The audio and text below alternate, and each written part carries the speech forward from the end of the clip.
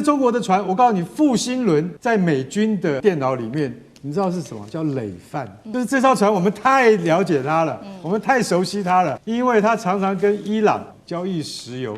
這是在好幾年前，他們的電腦的那個磁碟裡面就已經記錄下來。復興輪是榜上有名的，排名前幾名的戰犯就對了啦。他只要說一動 ，GPS 都知道。可是這次，他就過去了，為什麼？那你不讓他過去的話，你想要付出什麼代價？今天的美意戰事，我們要趕快来帶觀眾朋友看到的是最新进度了。针对于荷姆茲海峽，川普說要封鎖，但是是封鎖破功嗎？因為有幾艘郵輪被發現是照樣的繼續的過了這個荷姆茲海峽。另外就是不是說要喊了說已經要結束戰爭了嗎？但是呢，布希號在這個時候開始往中東的方向開，要繞行包圍伊朗。川普一邊說要停戰，又一邊說要結束戰爭。一方面又有3艘航母持續的壓境，這個戰爭到底會如何來做發展？是假停火嗎？今天就是這議題，我們會一起來做關心。今天一共是3個火線話題，我們會請來賓也特別來幫我們做解析。第一個就是說，美國說的他要封鎖荷姆茲海峽，但是為什麼呢？這一艘被美國列入黑名單的中國大陸的郵輪，為什麼是可以照樣通行的呢？難道如伊朗說的嗎？美國只會對他不怕的國家來出手呢？好，再來第二件事情，我們要來看到的是，川普一邊說了戰爭結束，但是一邊呢繼續的施壓。美國是不是真的打不下去了，準備找台階下，還是準備好下一場更大規模的戰爭呢？第三件事情，今天也會來關心到說，川普喊的戰爭結束，但是為什麼第3艘航母布希號要持續的來包圍伊朗呢？另外就是川普有沒有現在最擔心的事情就是川習會接下來有沒有辦法繼續的舉行？他也在為這樣子的形勢持續的鋪路嗎？今天就是這些議題，我們會一起來做關心。好，趕快來看到今天的焦點話題。川普說了，對伊朗啟動的海上封鎖，限制任何船只進出在荷姆茲海峽。美方還很得意的說，已經封鎖啟動了，24小時之內都沒有任何來自於伊朗的船只通過這裡。這話一說出來之後，是立刻被打臉了，被發現中國大陸的郵輪，這個是復興號，已經成功的穿越海峽了，並且呢，這一艘郵輪啊，要注意到的事情是，它以前是被美國列入黑名單的郵輪誒，為什麼它可以通過呢？上面是載着25萬桶的甲醇，那麼在封鎖後，它成為首艘公開可以通過這個海峽的船只了。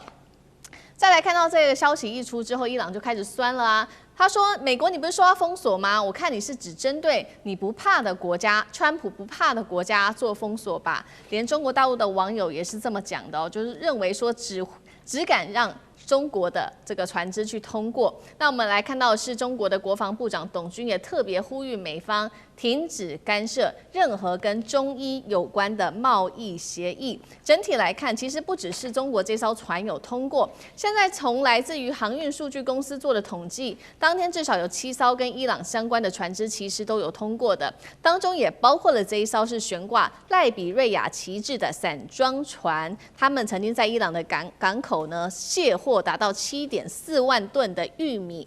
那麼這一場在這個布局上面，為了封鎖海峽，美軍方面的投入到底有多大呢？我們也來看到細節，包括了上萬名的兵力之外，還有先前提到的15艘的軍艦跟各式的軍機，另外就是我們剛剛提到的林肯號的布局，還有2棲攻擊艦的迪利波里號，多艘飛彈驅逐艦也開始都來做部署了。而美方的強力部署之下，伊朗的部分也有所準備。這收到的最新消息是，伊朗呢被埋伏的這個導彈大量發射器被發現呢，它都是非常完好的哦，在這些導彈層裡面，那已經緊急的取回，以防接下來美國再對它開戰。CNN 也特別指出了，伊朗的導彈還有一半都是完好的，無人機也還有上千架。所以今天節目一開始要特別請教岳老師了。如果說被制裁的中國郵輪都能夠通過，這代表是美國的封鎖到底是假的嗎？還是政治的表演呢？還是美國只欺負他不怕的人？老師怎麼看？我把話說得明白一點，美國根本沒有能力來封鎖伊朗對於荷姆茲海峽的封鎖。大家一聽覺得很奇怪，我這邊不是在念繞口令啊，就是說美國要做的事情，是因為范斯副總統在協商破裂以後沒有辦法達到任何成果，然後川普就隨心所欲啊，就胡亂的講了這樣子，而且調來了15、16艘這個船啊，連那個什麼林肯號的這個航空母艦都過來了啊，然後呢什麼這個迪里號啦，什麼搞了一大堆船過來。好，我現在強調這件事情本身就非常荒唐，為什麼荒唐？很矛盾，因為原來這個。協商停火2週，要協商的主要目的是要打開荷姆茲海峽。結果荷姆茲海峽的話呢，因為伊朗相對性的提出很多條件，不要講別的，光要賠償這件事情，美國就做不到。美國做不到賠償的事情以後呢，這個談判達不成任何的結果，自然破裂。破裂以後，那川普一下子就鬧起來了啊！就是我要再強調一遍，我要封鎖伊朗封锁的荷姆茲海峽啊，然後呢要封鎖伊朗的港口。又改口了。那麼這第一件，這個事情很荒唐，因為美國憑什麼？他根本就地緣關係就不對呀，對不对？對伊朗來講的話，人家一大堆。第二件事情的話呢，伊朗主動發布，我沒見過，因為在這種情況下是停火2週，伊朗主任來講說，你美國算什麼啊？你只敢欺負你不怕的國家，你敢不敢欺負你怕的國家？那講究中國啊，對不對？那這種講法原來是中國不喜歡的。大家知道，中國本身來講愛好和平，不希望捲入到人家的事情。那這個就直接捲入啊，那是原因是什麼呢？原因伊朗跟中國之間有 pass， 伊朗要賣400萬桶一天的原油給中國，那中國這邊他需要這個量，這個量的話對他來講有很大的幫助。但是總而言之的話呢，那麼中國目前為止注意到這件事情，要牽扯到我的利益，你休想。第3件事情哦，董軍發言了，國防部長發言了，這個非同小可，因為大家都知道伊朗那幾架無人機啊、炸彈啊、高音速導彈啊，幾千枚還算剩下多少千枚什麼的。我告訴你，無人機的話，大陸帶着炸彈的無人機起碼100萬架，啊，高音速導彈的話呢，起碼30萬個。那美國非常清楚啊，你根本就不用對伊朗，因為2個禮拜的停火期一過，我給大家舉個例子啊。那麼大家都知道，原來這個林肯號很牛啊，搞了300公里的話，被伊朗打過幾次，也跑了1000公里，現在要跑回來封鎖，據估計只有200多公里。在這種情況下，等到伊朗一旦得到了新的裝備，你說要不要攻擊它？那太容易了嘛！你隨便架幾門大炮都可以打到它底下的護衛船，所以這件事情本身就不可能。然後伊朗借這個機會在嘲笑美國，然後另外中國本身來講的話呢，我覺得是一個非常重要的變數，因為從來沒有看到中國直接參與了中東裡面的事務。啊，因為通常來講，大家都以為中國摸摸鼻子跟委內瑞拉一樣，沒有買的話呢，所以川普現在講說，你中國沒有油沒關係啊，你可以跟我買啊。哦，買什麼？買委內瑞拉的油啊，現在輪到我在賣。這個開什麼玩笑？這根本就是個流氓的做法，對不對？我跟你講，大家心裡一定要了解這件事情非同小可，因為昨天我們就看到啊，這個 Rich Star 啊，就是他的一步一直看到他整個通過，他從拉拉克島上面往上一直走，慢慢通過了整個過程當中，它裡面所出現的一個結果，底下就跟着走，啊，因為大家就會發覺。伊朗加上中國再加上俄羅斯不會對美國客氣的。好，所以確實美國還是選國家哦，哪一些國家他怕的就可以讓他通行過去。那是不是就直接等於打臉了川普說24小時都沒有任何船隻通過？也請幹哥來看。另外就是請教這場戰爭接下來會怎麼樣發展？因為剛剛說的第3艘的航母布希號現在也逐漸的往中東的方向要過去了，幹哥怎麼看？好，有一艘叫賴比瑞亞這一艘貨輪他說他是從伊朗的港口，正式從伊朗港口叫做伊瑪目荷梅尼港。哇，那我跟你講，其實美軍早就已經在 GPS 上面看到他了。他怎麼樣？他帶着7.4萬噸的玉米之後，他仍然通過我的拉拉克島，然後過去了。這件事情你要怎麼說？可是沒有啊，中央司令部說不對，我跟你講，我們成功的阻止了至少6艘船讓他掉頭，叫他回去啊，叫他回去。美軍驅逐艦強勢啊，這要看什麼？這要看說它上面掛了什麼旗嘛？很簡單，因為有些東西我跟你講，你不能硬幹，你硬幹的話，我跟你講，你可能會觸及到你怕的國家的利益，就像剛才那個復興輪一樣。就是這是中國的船，我告訴你，復興輪在美軍的在他們的電腦裡面，你知道是什麼？叫累犯。什麼叫累犯？你知道？就是這艘船我們太了解它了，我們太熟悉它了，因為它常常跟伊朗交易交易石油，這是在好幾年前他們的電腦的那個磁碟裡面就已經記錄下來。傅辛倫是榜上有名的，這排名前幾名的戰犯就對了啦。他只要說一動 ，GPS 都知道。可是這次他就過去了，為什麼？那你不讓他過去的話，你想要付出什麼代價？剛岳老師講，你要付出什麼代價？你想想看啊，你付得起嗎？我說句實在話，要背景說明一下。其實中國它現在在波斯灣跟中東地區，老實講一句，前進部署啊，我們大家都不太曉得，因為從055大區的艦隊現在已經超過10艘，也就是說1萬噸以上的驅逐艦已經超過10艘，其實實際上已經不止10艘了啦。然後055的改良型，它會達到多少？它會達到16000到18000噸左右，這些都積極在做。所以美軍知道他自己本身對於區域干預跟地緣政治發話的能力，現在逐漸在下降當中。美國自己本身都沒有掃雷能力了，但是現在逐步在增強掃雷能力的是哪一個國家？就是中國，而且是遠洋掃雷的能力，遠洋干預的能力。像這樣，我就是坦白講說，傅辛倫你要過去，你要把他攔下來，因為是在你榜上有名的黑名單，你攔下來的後果是什麼？先想一下，那個是什麼樣的結果？後來就不敢。我現在慢慢看哦，這只是剛開始，因為你13號才開始說，只要過去的我們覺得不對的話，我們會在就是神盾驅逐艦上面派出2艘突擊艇啊。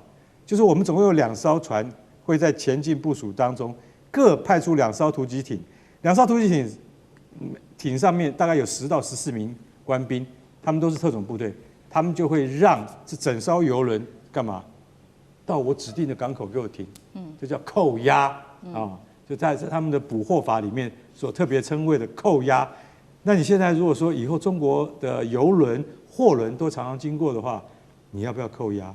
因為在你的眼裡，他們都是資助伊朗方的什麼的，就在你的眼裡就是不當貿易的國家，那你就要扣押中國的船，所以董軍才發話才會那麼的就是那麼的堅定，那麼的肯定，而且語氣已經非常不客氣，就是說接下來的話，如果說在發生這樣的事情的時候，如果你美國再一意孤行的話，那中國就不會客氣了。好，所以中国會有所反擊嘛？那接下來我們也來看到，就是說，那美國在這個當中，一邊他說要封鎖荷姆茲海峽，那另外一方面他又說了，因為這是最新來自於川普的喊話，他說他已經要結束這一場戰爭。他說戰爭已經結束了，但真的是這樣子嗎？我們也會持續來做關注，因為呢，可以說如果是以軍事動作來看的話，美軍幾乎是完全相反的。從美東出發的上月底出發的這個布希號，現在已經橫跨到大西洋了，而且呢，過去不是都會走地中海嗎？這一次不走，那改走的是非洲的南端的一個外海。接下來會繞到阿拉伯海，被視為說他太擔心了，這邊會不會有伊朗啊，或來自於胡塞組織的攻擊？那如果順利部署的話，接下來就是可以看到在中東地區這邊是3艘航母了，包圍伊朗的態勢。那川普說的停戰到底是真的還假的啊？那另外一方面，現在戰事升溫，川普要擔心的事情就是5月份不是即將會有川習會了嗎？會不會影響到這個川習會的舉行？這個時候川普又喊話了，他說：我跟中國關係很好，習近平也希望趕快結束這一場戰爭，但是華府智庫也說了一個警告，說你川普現在呢，其實把荷姆茲海峽封住之後，是讓中國大陸非常為難的。如何在美伊之間，他可以做到戰略模糊，會越來越困難。那張靜老師又怎麼看？我想各位必須要了解，這是標準的2手策略。大家只要回想一下，這個在真正2月28號，以色列跟美國聯手去攻擊伊朗之前，他在2月的聯席這個就是演講之中，還在那邊信誓旦旦說絕對不會動用武力。所以呢，這個嘴上講一套，真正來做是標準2手策略。我預備這個稱它為具有川普特色的打打談談。但是呢，我覺得大家今天判斷這個川普整個的思維不要把它放在川習會，而是這個川普的整個的思維是這個圍繞在11月3號美國期中選舉。他之所以要做這些戰爭衝突或者去川習會，一切就是為了鞏固他的權力。假如說期中選舉選垮了，那他馬上就跛腳。所以他在這邊希望不斷的去達到能夠戰爭結束。但是各位必須要了解，戰爭結束很可能你最後結果只有停戰，但是後續的政治的妥協跟安排可能是遙遙無期。在人類歷史之中，這個2次大戰，這個蘇聯跟日本只有停戰，到現在為止，政治的妥協安排沒有解決。朝鮮半島的韓戰到現在只有停戰，而後面的這個就是政治的妥協安排也沒有解決。塞浦路斯也是一樣，福克蘭之戰也只有停戰，但是後面的政治妥協也沒有解決。所以我們必須要承認。美國到現在也只有权宜之計，因為為什麼他只能追求停戰？可是追求停戰，為什麼只能停戰，沒有辦法去後續做最後政治妥協或者簽訂合約呢？是大家必須要了解。今天在這邊開戰的其中，事涉一方是以色列。你假如把他坐上談判桌，事實上伊朗是不承認這個以色列的生存權。假如你跟他談判簽了一個合約，你等於間接就是要承認，你這個是政權是合法化，這是這個伊朗打死不願意。那同樣以色列那種喜安復國主義，然後這個擴張主義之中，他也不認為伊朗是合法政權。所以呢，我們只能講說能夠停戰，那阿彌陀佛了。那至於後續的政治安排，那更是遙遙無期。這是我們必須要認知的政治現實。還是要聚焦在現在全球的重點持續放在了中東現在的情勢。美國總統川普呢，他現在是釋出了更多的和談資訊，然而現在有一個地方的情勢反而是變得越來越緊張了，因為呢，這一座小島之後的態勢可能要全面升級。它是哪個島？我們馬上來告訴你，它就是伊朗的能源命脈哈格島。現在美軍在做什麼事情呢？開始往中東集結更多的兵力，就是可能要對哈格島下手了。我們來看看媒體《金融時報》給出的一些想法。他們認為美軍的作戰構想呢，就是用一些低空突襲並且快速佔領的方式呢，搭載像是直升機啦、旋翼機啦這些可以低空滲透的，然後馬上讓這些特種部隊呢空降下來，來開始展開它的奪島作戰。那這個島為什麼要去奪它？它有什麼重要的地方？因為它可是重要了。伊朗有90%的原油出口呢，都是來自於這座島，可以說是美軍對它下手，就是直接掐住了伊朗的整個經濟命脈，那迫使伊朗要這個只能認輸。好，所以我們看到這個非常大的場面，有沒有點像我們打這個電子遊戲什麼 Call of Duty 這樣，這個拿着步槍要突襲一個島的感覺？但是呢，打遊戲很簡單失敗可以重來，但是真槍實彈這樣的軍事行動是沒有失敗的空間的，大家都是孤注一擲來執行這個任務。好，我們就要首先請李將軍來幫我們從這個軍事的面向來徹底的分析，幫大家兵推這個哈格島現在攻方的美國還有守方的伊朗，他們各具占有的優劣是什麼？好，我們首先來看一下哈格島的地形，跟各位觀眾做個介紹。這首先我們看一下哈格島的位置是在這個地方，小小一個島大概只有20平方公里這個的一個小島。但是如果說你要通過哈格島，很明顯的2棲艦隊勢必要通過荷姆茲海峽。那我們看一下地形，荷姆茲海峽大概這邊就伊朗來講的話，幾乎都是海拔到1到3000公尺的高山。那這種地形很適合這個伊朗的地面部隊在這邊做伏擊陣地。他在這邊如果說是部署了對艦的導彈或者是無人機，可以對美軍來講包括現在可能全斯號或者是迪利波里號的2棲船團來實施攻擊。但是大家不要忽略了，美軍還有2個基地在這附近，一個是這個位於卡達的烏代爾空軍基地，是在中東最大基地，還有一個是巴林是什麼？是美軍這個第五艦隊指揮部的位置。另外來講的話，這個科威特這北邊這邊伊拉克也有美軍的空軍基地在這邊。在這種狀況之下，這個美軍我認為它的空降部隊會從北邊這邊直接82空降師會從這邊進來奪取哈格島，在這邊實施空降作戰。然後地面部隊來講的話，從巴林的艦隊還有烏代爾空軍基地可以在它遂行空降或者登陸的時候，從巴林還有這個卡達空軍基地可以來實施這個空中的支援，包括到密接支援或者是主角作戰或者是制海作戰可以從這邊出發，避免可以經過這個荷姆斯海峽。可是有一點一定美軍非要做的，就是他的2棲艦隊一定要從這邊通過。他2棲艦隊說這邊我們看到整個波斯灣周邊都是陸地嘛，那你這個2棲艦隊勢必要從這邊通過啊。那這是第一個，我們周邊地形介紹。第二個，我們看一下哈格島本身的地形。那如果說是美軍在這邊實施2棲登陸或者是空降作戰，我們看哈格島這邊很明顯的通道圖，我們都看出來，這個是這個油庫的位置，這個油桶的位置，它勢必要在這邊這個避開這個地方，不管是美伊雙方炮火，避免誤擊這個地方，造成不可收拾的後果哈。然後在哈格島的這種西邊這邊有一個機場，那這個美軍一定要先奪取機場，有奪取機场以後，才可以有利他82空降師這個用 C-17運輸機或者是空降這個低空的跳傘方式，在這邊奪取機場，還有他後續的物資的運補，可以用飛機很快速的可以運補下來。另外還有一個美軍勢必要奪取的就是這個港口。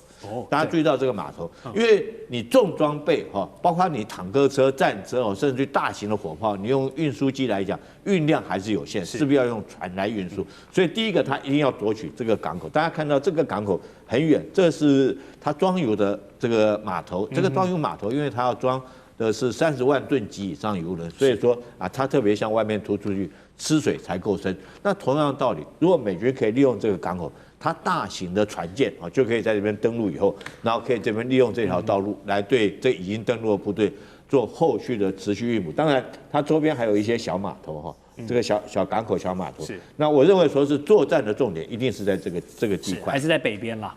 一定在這個，他一定要奪取機場，或先奪取這個小碼頭，才有利於他後續的運補。他這個小碼頭奪取以後，從巴林的這個運輸就可以利用這2個碼頭來實施運輸，也可以確保這一線的建立，利用這一線建立他所謂的灘頭陣地線哈。那整個作戰的程序，我們先講美軍的作戰程序啊。美軍作戰程序，第一個一定是對這個島上面的所有軍事設施來一次用火力洗地。我們講說的叫做密接支援，那登陸的時候做密接支援。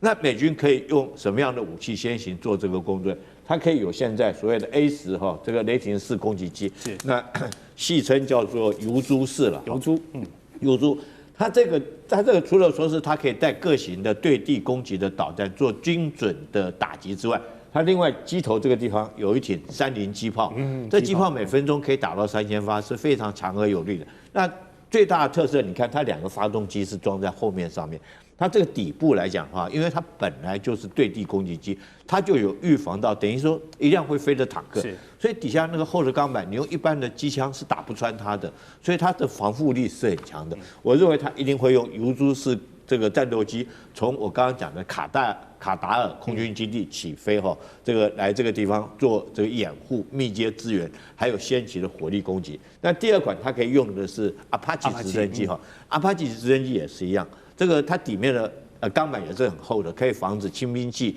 對它的射擊。那飛行員是在上面，它這上面有一挺機炮。那这個機炮的強在什麼地方？這個射手他眼睛看到哪裡，那機炮就瞄到哪裡，是非常的精準。那在第一次波灣戰爭的時候，他帶着導彈對戰車的攻擊，戰力比是1:16，不0:16，他一架直升機就可以打掉16架的這種坦克車，因為它有可以攜帶16枚的地獄火導彈。除了這個以外，它可以帶火箭炮，所以火力是非常猛的。這是美軍制空作戰。緊接着我們看，如果登陸初期的時候，它海軍陸戰隊可以用 AAV7這2棲登陸車，從這個迪里波迪號或者是全斯號這2棲攻擊艦上面帶着陸戰隊官兵直接搶灘登陸然後再來我們看一下，它這個迪里波迪號上面還有的魚鷹式的直升機，所以它不見得是要用跳傘它用魚鷹式直升機就可以將人員來講，這一架直升機大概就可以帶70-80名的這種陸戰隊的官兵，直接用機降作戰，很精準的着陸到他所望的地區來實施精準作戰。那我們看一下伊朗有什麼反擊力量？伊朗當然它的地面力道是比較強的，它第一個它的優勢，這個哈格島距離伊朗的本土大概只有25公里，也就是它的無人機是100%可以攻擊到這個地方第二個來講的話，我今天特別去找了一張照片給各位看一下。這個是伊朗的監測型武器叫做沙哈克 H3型的肩射，它類似刺針飛彈，但是大家有沒有注意到，它很小一根，對，它不大。所以它的殺傷效果不大。那你如果說對 A10攻擊機的話，其實我覺得效果不大，可是可以將它擊傷。這個應該是擊傷沒問題，可是你要將它擊落，可能不是那麼容易。今天有一則最新的新聞，就是美軍有一架 F-18戰機說是就是被這種刺針飛彈打到的。到底有沒有擊落？美軍現在是說否認了。對。但是我認為說是可能沒有擊落，但是有擊傷。了解。因為 F-18它本來艦載型直升機。它的這種防護力、安全防護也是很好，設計很好。但而且第二個，再加上你看這個這麼小一個的刺針飛彈，它的殺傷彈頭殺傷效果有限。你看彈頭就這麼大一顆哈，彈頭這麼大一顆，大概爆炸威力大概我想了不起一顆迫擊炮那種爆炸威力，對戰機來講可能不構成這個擊落，可是造成損傷是會的啊。聽說就是這款飛機來作戰。所以我認為說是，如果說是雙方這場戰鬥來講的話，可能這個伊朗會不會採取的，可能我認為是類似關門打狗的戰術。我讓你的這個迪利波利號進來之後，我封鎖這個港口，我之後在這個港口封鎖掉哈，這個用魚雷或幹嘛，這是第一步他可以做的哈，甚至於他就可以在這邊先行布雷，根本不讓你進來。如果你要進來之後，他封鎖住之後，你可能更不容易出去。好，這是第一個。第二個來講的話，它可以在先期這個，我想說哈克島這個小小島上面，它已經先期戰場經營了很久。那它有一個優勢是什麼？因為雙方來講都不能打中這些油桶，這些儲油槽如果說一旦被命中的話，對全世界的能源是一大的危機。那我想美國也可能不願意造成這種傷害，以免整個這個通貨膨脹啊。這是伊朗的優勢在這邊。當然，它第二個優勢是沿岸這個地方，它可以借着沿岸這個地形部署。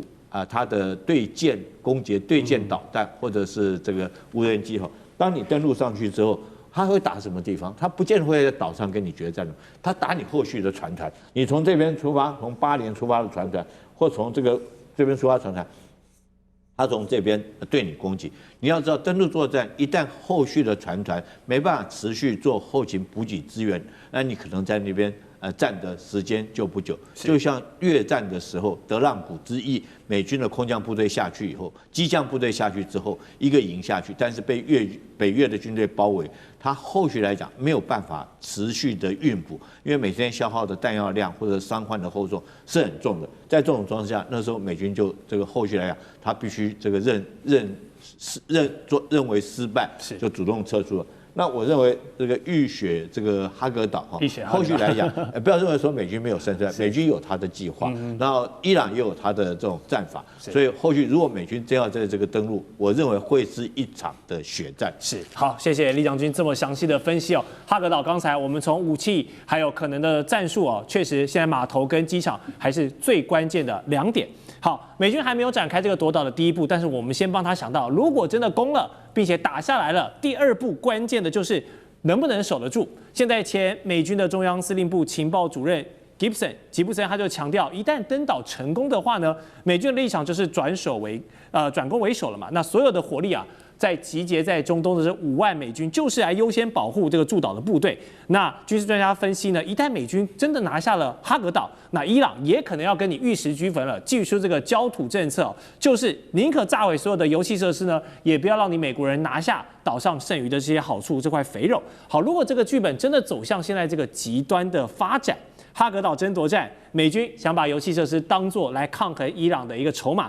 但是否想得太簡單直白了，也低估了伊朗可能不惜魚死網破的他們的一個決心。那玉石俱焚，如果真的弄下來，自家的高達90%的原油出口依賴的地方也給你炸毀，伊朗真的可以狠下心做這件事情嗎？賴老師，你的分析？您不覺得這一個整個邏輯都不通嗎？就是說目前所放出來的訊息邏輯是相互矛盾的。先看一下美國的財政部部長貝森特他所制定出來的新的規則。這個規則是什麼呢？就是伊朗可以賣油，伊朗可以賣油，30天豁免。也就是說任何人都可以，任何國家組織都可以向伊朗買油，而且是按照國際油價買，而且不會受制裁。目的是什麼？目的就是平抑油價嘛。对，因為國際的油價漲那麼高，所以你向伊朗買油，向俄羅斯買油，然後這樣的話把油價往下壓一點，對不對？好，那既然是如此，30天，那他如果佔領了這個伊朗的油啊，這個我們講的這個油島，好了，對，你佔領這個油島，你要把它運出去，那你如果運不出去呢？那伊朗的油就出不去了嘛。那伊朗的油如果出不去，那你豁免了那30天就沒有意義了，因為伊朗的一滴油都運不出去的話，油價又往上高了，油價又往上高，那俄羅斯又不賣給歐洲了，那這樣的情形下，歐洲的一片悲慘，那國際的原油價又往上飆，那意義在哪裡呢？好，這是我們講的，就是說，你說你要佔領這個油，你要油島，那你拿的目的是你要拿到海外去賣，那你的赫爾木茲海峽能不能打通？你目前是打不通嘛？對，所以沙特也好，阿聯酋、巴林、卡達等，他們的油氣就出不去嘛，油氣出不去，所以油價才會高。那你不覺得那赫爾木茲海峽要不要佔領啊？如果不佔領，那你佔領這個油島意義在哪裡？好，即使我們就講伊朗沒有把你油島的油設施摧毀，那你佔領了油島，你要把油採了，你還是要賣出去。你賣不出去的話，伊朗的油又沒有賣出去，國際原油價飆漲的不得了，你不覺得這很矛盾嗎？所以我個人把你把它拼湊在一起來看的時候，你會覺得這怪得不得了啊！啊，難道就是這個島嗎？好，我們再問一個問題，就是你佔領了這個島，不代表你能拿到伊朗的油因為並不是從這個島底下去產油對，這個島只是一個初加工。也就是說，伊朗在它的本土內把油採出來了以後，把那油送到這個地方來，這個地方以後進行加工以後，然後就上船，從這個地方運出去的，所以它是一個加工的設施。那也就是說，你奪了這個島，不代表你就拿了伊朗的油，伊朗可以把油管關掉，關掉以後，它從另外一個管線，因為伊朗已經早就在預備另外一個管線了。所以從另外一個管線把油裝進去以後送出去，然後把你困在這個地方。那請問一下，我把這個設施不要了，我專門來打你，那我設施我也不需要，以後反正你到時候賠償的時候，我再把油恢復過來。你不覺得這也是一個很奇怪的邏輯嗎？扯了半天，我都覺得這個難道不是美國故布疑陣嗎？也就是說，美國你的2棲攻擊艦又穿越不了赫爾木茲海峽，除非你把赫爾木茲海峽的用火力壓制。你要壓制以後，你才有可能2棲登陸作戰。你不然的話，你只能夠採用這種空降傘兵82空降旅的一個作戰。那你在這樣的一個作戰方式，就顯得很脆弱了。所以你如果一定要2棲，也就是31、11旅跟82旅的搭配。空海的搭配作戰的話，你就一定要用火力壓制赫爾木茲海峽，所以很可能霍爾木茲海峽的火力的攻擊戰反而是非常猛烈。不然的話，你怎麼掩護你的這2棲攻擊艦穿越這個海峽呢？好，剛剛賴老師幫我們提出現在美軍一直在不管是透過這個軍方的說法，還是透過媒體的說法，都讓大家把聚光燈放到這個哈格島爭奪戰上面。但其實赫爾木茲海峽還是能否通暢才是一個關鍵。因為現在呢，如果持續封鎖下去，大家勢必要找替代方案啊，沒有辦法等待這個油出不來那麼久。替代方案在哪裡？紅海路線呢，當然是一個選擇。不過伊朗放話了，如果美軍膽敢對哈格島有任何的動作，他們也會將這個開闢紅海戰線要給老美一個驚喜。好，紅海是通往蘇伊士運河的要道，之前我們的這個長榮海運在那邊有這個出過一些事故，可是把全球的物流塞出了一個亂子，大家都還記得吧？那現在如果萬一紅海也變成了風險路線，然後全球2大的這個運量的動脈都同時受阻的話，全球的經濟跟物流會有多悲觀？這個油價會不會噴到天上去啊？楊老師？紅海的重要性就是它在連接歐洲跟亞洲之間的航運。那如果走非洲的好望角的航線的話，至少要多10天到15天的時間。那時間就是金錢了。那所有的保險費、航運以及整個供應鏈的時間也都會受到影響，所以它這個衝擊其實是難以估計的哈。那伊朗有2種方式去影響紅海的，就是它的這個海運。第一個就是幫助在這邊也門的青年運動啊，或者是我們叫胡塞組織。那目前胡塞組織在這幾天也都不斷的在喊，不過他動作還沒有出來。所以可能是當做一個伏兵。那伊朗也可以直接怎麼樣？也可以直接就是飛彈就打過去啊。因為距離紅海大概比距離特拉維夫在就是從伊朗的角度的話，可能也最多是多100公里的這個航程，所以也都在差不多1200公里範圍左右。所以以色列到現在為止被伊朗打的是幾乎是體無完膚啊。怎麼說？因為他到現在為止受傷的人員已經超過5200人啊。我們知道前2天以色列的核彈基地也被2枚伊朗的重型彈道飛彈擊中，而且很準。那所以呢，他要去直接打那麼窄的紅海的航道，其實是有可能的。那所有的他只要1枚飛彈靠近這邊，那所有的航線都被迫要改航。所以他用這種是跟你叫一種就是說以牙還牙，而且是相互保證毀滅啊。所以我們現在從戰略的角度哈，美國沒有那種絕對沒有任何的利益戰略利益說要跟伊朗去所謂的完全的攤牌。所以，任何現在攻打能源設施、奪島或者是地面的行動啊，基本上是對美國而言是絕對的損失，而且伊朗會採取所謂的就是相互保證毀滅的這種方式，玉石俱焚，這不符合川普的利益，完全不符合。那但是呢，現在大家都在準備這種最壞的情況的打算。美伊戰爭可以說是邊打邊談了。那雙方的領袖呢，都釋出了很多的煙霧彈也好，轉移焦點也好，聲東擊西也好，就是各種的爾虞我詐。因為兵不厭詐，這是戰爭哦。我們就要帶你來看懂後面的真實脈絡。好，美國總統川普他的最後一擊行動很快就要到來了嗎？因為現在傳出美軍擬定了4套方案，我們依序帶大家來看。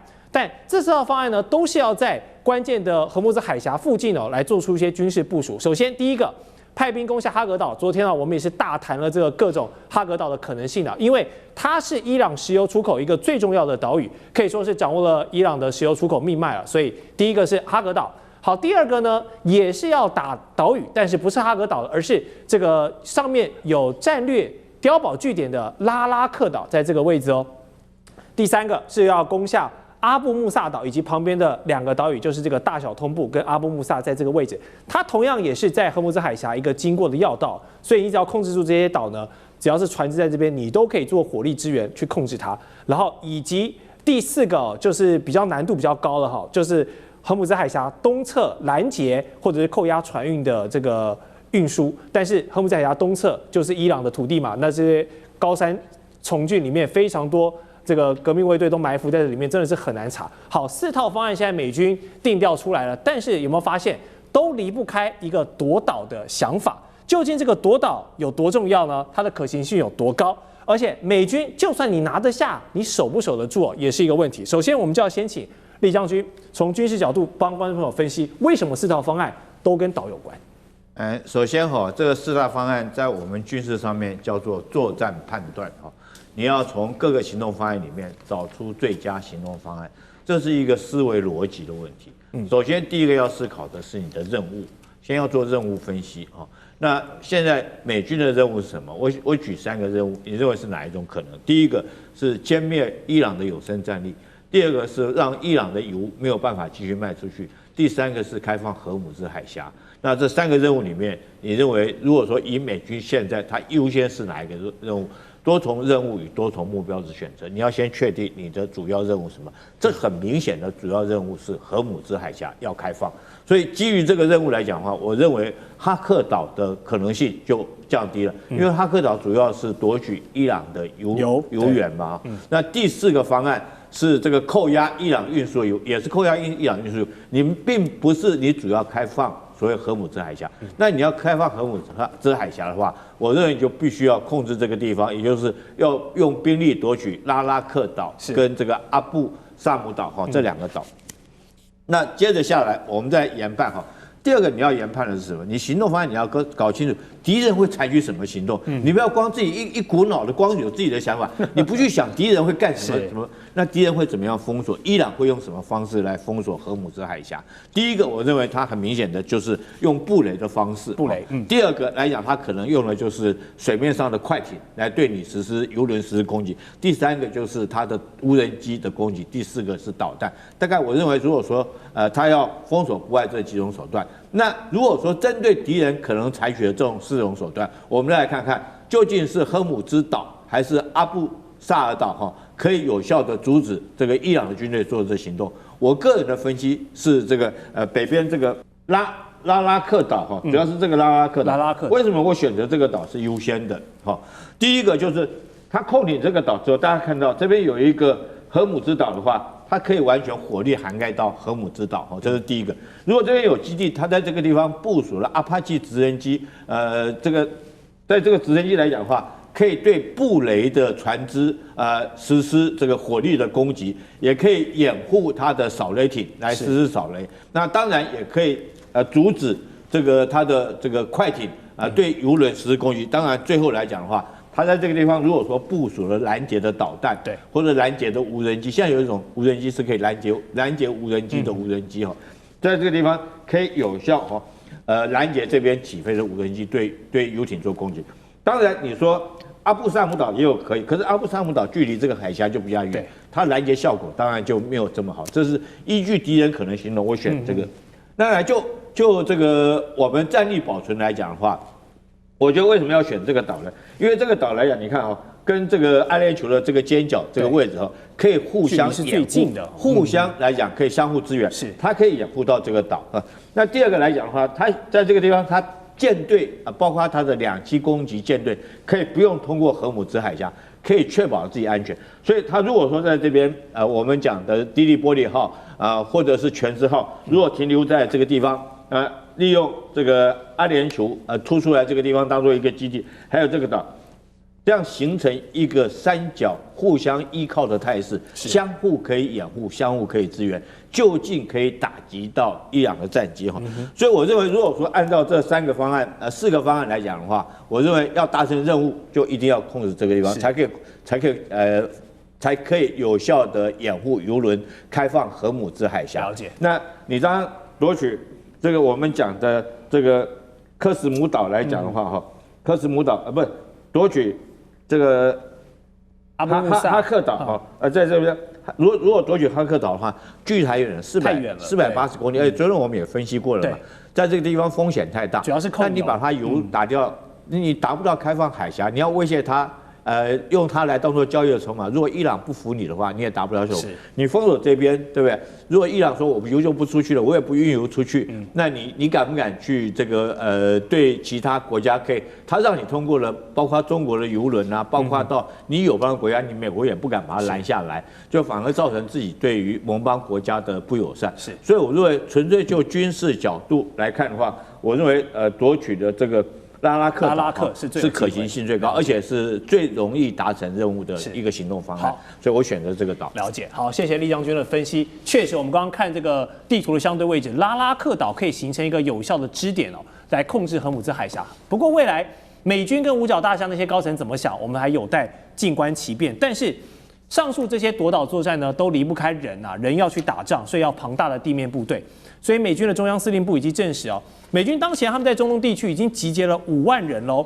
陸海空的戰力包括了林肯號的航母打擊群、F-35、F-18、F-15各式的戰機，還有正在抵達要會師的82空降師跟第31海軍陸戰隊的遠征隊那伊朗，大家這陣子看它，雖然都是用一些低成本，但是可以不斷消耗你的武器來講，但是可別忘了，伊朗的這個武力排行在全球他們也有排名第16的總兵力。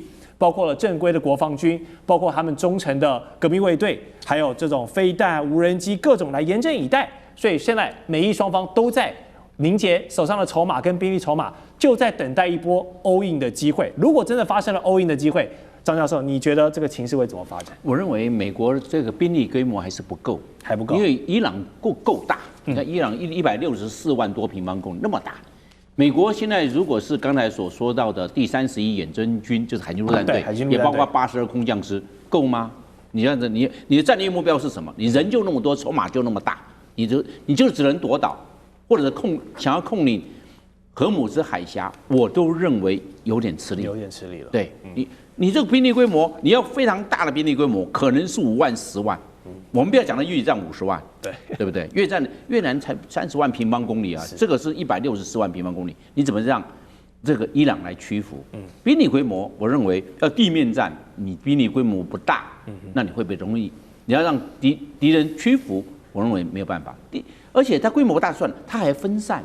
你剛剛講的這5萬個，那它分散在各個地方啊，巴林、科威特是，伊拉克也有，還有阿聯酋，還有沙烏地阿拉伯，還有約旦，還有安曼也有啊，都整個是散開的分散，它沒有形成集中。你地面要集中啊，不然你分散，你怎麼樣去投入？我認為兵力不足是最大的問題。第二個，我認為後勤規模，你後勤打後勤，你火力夠不夠？伊朗的他這種國防軍革命衛隊，它也是有戰力的。伊朗雖然現在海優跟空優被美國摧毀了，對，但是地面戰目前還算是完整。那你這個後勤不夠，那你火力就不足。你火力不足，面對伊朗的國防軍革命衛隊，你能夠達到多少的戰略效果？我說就是相當有限。我們可以看得出來，當初的他的戰略情報判斷錯誤，打4天，你沒想到打了4個禮拜。對，換句話說，這個戰略情報的估算錯誤過於樂觀，我認為是美軍的致命傷。那第3個，我認為作戰期程太長了，當初沒有一擊奏效，一鼓作氣嘛，再而衰啊。那你讓伊朗有所警覺，地面部隊有所調動，有所調整，要進入地下化。是你這樣的話，伊朗的戰損就會相對的減低，那它的戰力保存就會慢慢逐步的落實。那美軍還能夠達到多少？所以我認為美軍它的戰略情報判斷跟分析的這種過度樂觀，我認為是它的致命傷，而沒有一舉奏效。我們現在整個看下來哈，美國現在是急着談判，美國急着談判，表示說美軍在這一方面已經有一點點招架不足。美軍如果夠順風順水來玩吧，我已經 all in， 大家來，那不怕了。他現在也感覺到有點結束，因為他面對2個大的壓力。第一個，聯合國安理會並沒有授權美國出兵，沒錯，你壓力大不大？這是你自己單獨性，單方面做正規性。对，第二個，他並沒有得過美國的參眾兩院的授權，說通過了可以用，沒有他有時間壓力，要在60天內結束用兵呢，不然你在參眾兩院會怎麼來看？會對他做制約，對川普做約束，所以他時間壓力會越來越急迫。那這樣的話對美國用兵不好，他有時間的壓力，有兵力規模這一方面綜合因素看起來的話，我認為他逐次投入不妙，總共加起來地面部隊只有8000人，他面對的是伊朗大軍，他只有8000人，他的以小博大，我認為他玩太大，風險太高，他奪小島奪島嶼都是易攻難守，你攻得下來沒有問題啊，我認為美國摧枯拉朽，輕而易舉就把這幾個小島拿下來了，對，你要不要守？現在伊朗天天拿無人機給你攻擊，自殺無人機跟你上去，你怎麼辦？你掩體夠不夠？你是不是要進入這樣子就變成了容易由消耗戰進入膠着戰？你進入膠着，對美國那就要時間延宕哦，時間延宕對美國來講是不利的哦。所以我認為他去奪島，你的戰略目的是什麼？有沒有達到真正的戰略的價值跟效果？我認為都存疑耶。他有沒有做個妥善的評估？我認為他目前沒有啊，就感覺到故弄玄虛、故弄紳士。我認為那你就是幾個島，還有荷姆斯海峽。但是問題是，你把這個島奪下來，荷姆斯海峽並沒有辦法開通。我拿無人機出來，對海峽上的目標做，尤其是遊輪，任何全世界所有遊輪並沒有做進步防禦系統，我對它做攻擊。然後只要是不跟美國、不跟以色列站隊的，都可以通過。只要美國、以色列的就不行，我就無人機就過來，那你要怎麼辦？所以美國到現在為止還不敢派軍艦護航，沒錯，因為風險太大。為什麼？因為伊朗到現在為止還有地對艦的反艦巡弋飛彈，它還沒有用呢。這個不用裝載，它現在已經沒有存在艦隊，但是它有以陸制海的反艦飛彈還在啊，所以美國不敢派軍艦護航，風險太高。那還有水雷還沒有使用呢。所以等等來看的話，還包括水下無人機了，還有很多牌了。對，伊朗還有牌可以用，所以我認為美國逐次投入並沒有達成戰略效果，是它目前陷入了膠着戰的關鍵因素。是，好，就像我們張教授講的，確實美軍一開始的戰略設的有一點太樂觀了，認為拔掉這個前最高領袖哈米尼之後，或許神權政府就會垮台，結果沒想到引來的是更多進入到消耗戰的一個模式。我們開場就有提到兵不厭詐，這是戰爭哦非常知名的電影《投名狀》裡面的一句名台詞。這些大人物，你不要看他在說什麼，你要看他到底做了什麼。尤其呢，這個一天之內想法就可以變卦好幾次的美國總統川普，他現在說什麼話，大家都要打折扣，因為已經是一個放羊的總統了。好，他一方面說要在談判桌上來終結戰爭，一方面我們看到兵力又持續在加派、在部署、在磨刀霍霍。袁老師，你很懂川普的心思，你認為他現在心中在想什麼？我跟你講啊，這個剛剛你講到這種矛盾啊，剛好是川普心中的矛盾的感覺啊。他確實是這個人啊，又笨又壞啊。他的很壞的原因的話呢，就是跟着。其實剛剛兩位將軍所談的事情，都是認為美軍在對伊朗，都忽略掉重要的因素是以色列啊。人家以色列是腦袋非常清楚的啊，以色列的納坦尼亞胡他只要做一件事情，就是騙着川普跟着他一起下去。那一旦下去以後呢，接下來的事情都好辦了。所以你會講到說，美軍急着談判，又另外加屬的部隊的話呢，確實是，如果說美軍放出來要談判的消息，以色列沒有動作，那就知道這個談判是假的。是，如果說美軍的話呢，這個弄了部隊的話呢，如果說他們想要談判是真的話呢，以色列就加大攻勢，讓這個事情就沒有辦法挽回。這幾天的情況就看得非常清楚。所以說到目前為止的話呢，我必須強調。川普胡里巴嘟的，就是聽到以色列跟他那個忽悠以後，說哎把那個哈梅尼耶幹掉以後，你說不定可以擁有伊朗的石油，他一高興就跟着幹下去了。結果以色列是把哈梅尼耶幹掉，那個美國一下子把人家一個小學幹掉170個小女孩，怎麼賠？170條小女孩的命啊，對不對？所以说現在的話呢，美國派了大軍，美國不但派大軍哦，美國透過他的戰爭部部長跟美國的國會要2000億美金，你算一下，2000億美金準備打2年了，知道嗎？啊，所以你在這種情況之下，美國現在所面對的困擾的的確確就是說，美國有3方面的大困擾，一個就是它的國內的困擾啊，大家都知道，等一下我們會談到。都反戰了，開玩笑，你這個戰爭你要講士氣，要有正義的，還要有低成本，他們都沒有。然後另外的話呢，在整個國際上，所有的盟邦都不支持，啊，原來國內。然後第3個的話呢，就是以色列剛好跟他已經把你拉進來以後，以色列的做法，我請大家要注意一個數字啊。現在伊朗內部的士氣很高，以色列內部也有80%的人士氣很高啊。大以色列要實現了，把美國拉下來。以色列立國從1948年到今天就在等今天，所以說美國現在搞的情況下就非常困難。那在這種情況下的話，我們必須要講一件事情。目前的話，那個川普啊，他是結束不了，但是呢，一結束又失面子。那伊朗提出來條件只有第3點，你給我賠償，我們就知道，你只要認輸你就賠償。川普怎麼可能認輸？所以美國現在拖下來，我記得這個美國會進入一個新的越戰期間，我都不排除它會逐步的擴大。是。